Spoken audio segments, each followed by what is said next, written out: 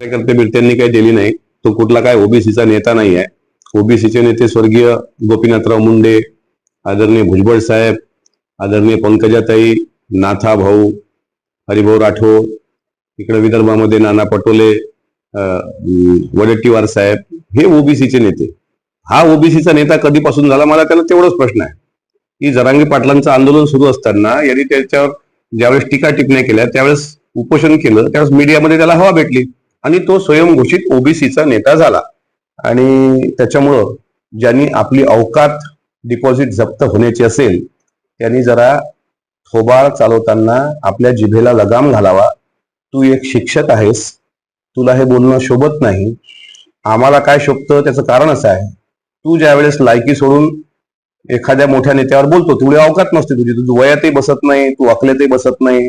जिथं दुसऱ्यांचं डिपॉझिट जप्त करून देशाचं रेकॉर्ड बारामती विधानसभा मतदारसंघामध्ये दादांनी उभं केलंय, त्यांच्या पायाची सुद्धा तू बरोबरी करू शकत नाहीस.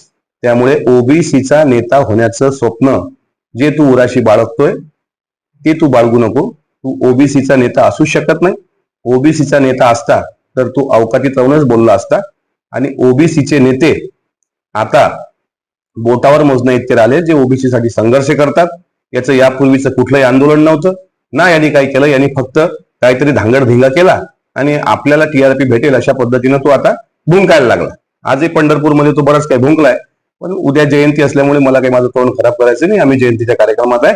आता जास्त बोलला तर त्याला त्याच्या अवकातीपेक्षा पुढचं उत्तर दिल्या जाईल.